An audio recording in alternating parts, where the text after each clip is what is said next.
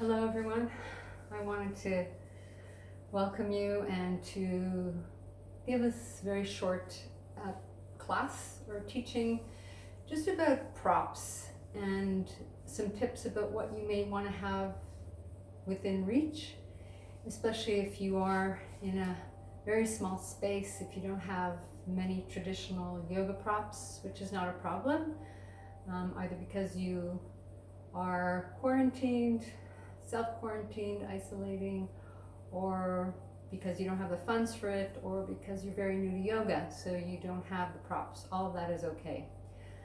I happen to have a Buddha that's watching over me here, and I feel very protected and safe. So I hope you are feeling the same, feeling safe wherever you are. So let's get started with some props. I happen to have a few things, including a mat. If you don't have a mat, try to find a floor in your apartment, in your home, which is not too slippery, because then you'll be sliding around a lot. So best to find something maybe from wood with a little bit of texture. Maybe a carpet is fine. And if you have a mat, then lay out your mat.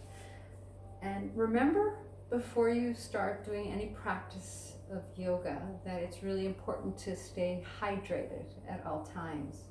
So you'll want to have a nice bit of water, glass, or a bit of out of your water bottle. Make sure that you are staying hydrated. You don't want to drink so much during the session, during the class. That can sort of fill you up, and then if you're doing any inversions like downward dog or otherwise, it might make you feel quite uncomfortable, so we want to avoid that. If you do not have yoga blocks or bricks, as they're sometimes called, that also is not a problem. I have a solution for you. You could look around to see if you have some books, and then find just some elastic bands, tie them together, and the key is to try to find books that work well together, not in terms of the theme or the content, but you want to find books that together and the height doesn't matter so much, but that together they are approximately the same height. So when you put them down on the floor, if you're going to use them as blocks, and you'll see in some of the sessions that they come in quite handy if you can't reach the floor. So books are a really good alternative.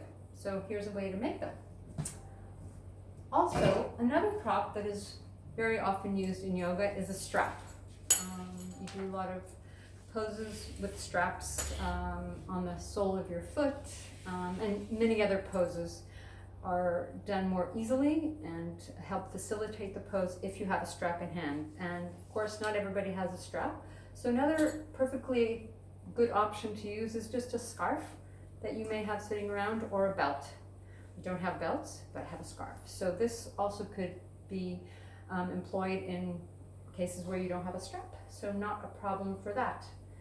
Also, if you don't have a bolster, I happen to be fortunate to have found one here, then you can either go right on the floor, or you can use a pillow off of your bed or a cushion from your living room.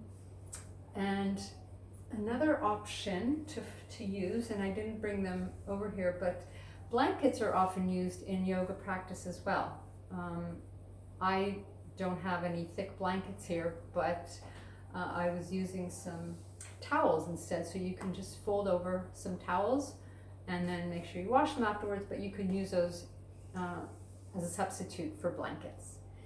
And I think that's all for today. I'm diffusing essential oils today, which is my favorite way to start a day and a class. And if you have essential oils, it's really nice to use those as well. So diffuse. I'm diffusing eucalyptus today. So I hope this was helpful for those of you who don't have any props at home, or very few. And yeah, drop me a comment or an email if you're looking for any other tips. Thank you very much. Have a nice day.